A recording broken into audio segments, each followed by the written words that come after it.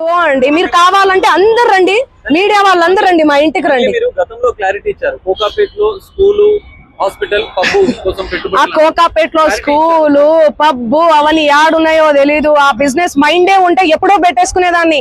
నీ పాటల ప్రపంచంలోనే ఎందుకు బతికేదాన్ని? నాకు పాటలు పాడడం, పాటల ప్రపంచం తప్ప ఏమీ తెలియదండి.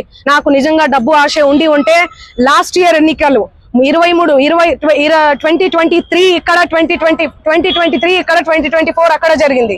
నేను ఏపీలో గానీ ఏ తెలంగాణలో గానీ ఎక్కడన్నా కనిపించినా ఎన్నో మనీ ఆఫర్ చేసిర్రు, నాకు కోట్లు ఇస్తామని చెప్పి. అయినా కూడా నేను కనిపించలేదు. ఎందుకంటే నాకు డబ్బు ముఖ్యం కాదండి, వ్యక్తిత్వం చాలా ఇంపార్టెంట్. చాలా నియత్గా, చాలా ఎథిక్స్ తో బతుకుతూ వస్తున్నానండి నేను. నాకేం అవసరం ఉంది చెప్పండి? చేతి నిండా పళ్ళు. మీరు చూడట్లే, నా ఇన్స్టా చూడట్లే, సోషల్ మీడియాలో చూడట్లే. ఒక్క పాట చేస్తే ఎందుకండి ప్రజలు ఇంతగానం ఆశీర్వదిస్తున్నారు? ఎందుకు 100 మిలియన్స్ పోతున్నాయి?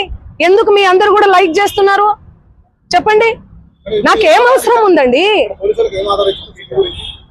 వీడియో ఉంది, నా వీడియో ఏడుంది? ఇదిగో మా తమ్ముడు ఈయన. ఆ ఫోటోలో, ఆ కట్టల ఎంచే ఫోటోలో ఎవరున్నారండి? వీడియోలో కట్టలు పైసలు ఎంచే వీడియోలో ఎవరున్నారు? ఈ ముఖం ఉందా? సంబంధం లేని విషయం, మాకు సంబంధం లేని విషయం తెచ్చి మా మీద ఎందుకు రుద్దుతున్నారు అనేది నాకు అర్థం కావట్లేదు. సెన్సిటివ్ మ్యాటర్ అండి ఇది. కొంచెం ఆచి తూచి వెరిఫికేషన్ చేసుకొని మీరు వేయాలి మీడియాలో, సోషల్ మీడియాలో కానీ మీడియాలో కానీ. దయచేసి చెప్తున్నా, నేను మళ్ళీ చెప్తున్నా, తనది గిన నాది గిన ఇందులో ఇన్వాల్వ్మెంట్ ఉంది అంటే మీరు ఎక్కడికన్నా రమ్మని చెప్పండి, నేను సిద్ధం. మీడియా మిత్రులందరికీ కూడా చెప్తున్నా, నాది ఇన్వాల్వ్మెంట్ లేదు ఈ కేసులో అని అంటే గిన మీరు ఆ సుబ్బు అనే అడ్వకేట్ ని మీరు ఏం చేస్తారనేది నాకు మాట ఇవ్వాలి. సిద్ధమా? దానికి చెప్పండి, సిద్ధమా? చెప్పండి. మీరు ఇంతగనం నన్ను క్షోభ పెట్టాడు కదా, ఇంతగనం నన్ను హరాస్ చేస్తున్నారు కదా, ఎక్కడ చూడు మంగ్లీ. మంచి విషయాలు ఎక్కడా స్క్రోల్ చేయరు. ఈ విషయాలు, ఈ నెగటివిటీని ఎందుకు ఇంత సెన్సేషనల్? మీరు మీడియాను అస్సలు తప్పు పట్టలే నేను. మీడియా అదే చెప్తున్నా. నేను ఏమని చెప్పా? మీడియా ఫ్యామిలీ నుంచి వచ్చా అని చెప్పానా? అదే చెప్తున్నా నేను. మీ పేరేం పేరు? సాగర్ గారు. నేను అదే చెప్తున్నా, మీడియా ఫ్యామిలీ నుంచి వచ్చాను సాగర్ గారు. ఇన్స్టాగ్రామ్ లో ఆ రీల్స్ అవన్నీ మీ చెల్లి మీదనో మీ అక్క మీదనో వస్తే మీరు ఎంత బాధపడతారు? నేను అదే చెప్తున్నా. మీడియా నుంచి ఒక్కొక్క మెట్టికి కదా, ఎందుకు టార్గెట్ చేస్తున్నారు అది మీరు చెప్పాలి. మీరు ఏమనుకుంటున్నారు దానికి సంబంధం? నాకు తెలియదు అది. ఎందుకంటే నేను మీడియాలో వచ్చి ఇంటర్వ్యూలు ఇస్తలేనను, మరి ఏమో నాకే తెలియదు. ఎందుకంటే నా పని చెప్తుంది, నేను పని చేసుకుంటూ వెళ్తున్నా, నేను పాటలు చేసుకుంటా. ఆయన అదే చెప్తున్నాను కదండి, బిగ్ బాస్ కోసం, ఫేమస్ కోసం అని చెప్తున్నాం కదా.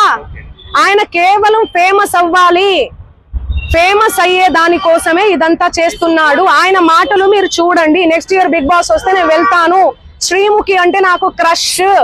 నాతో మాట్లాడేటప్పుడు కూడా మీతో ఫ్రెండ్షిప్ చేసుకుందామంటే మీరేంది ఆరగంటగా మాట్లాడుతున్నారంటే, అవును కేసు పెడతాము అంటే ఆరగంటగా మాట్లాడకుండా ఎందుకు మాట్లాడతారండి? నేను తప్పు చేయని తప్పు చేయని వాళ్ళు ఎవరన్నా మాట్లాడతారు.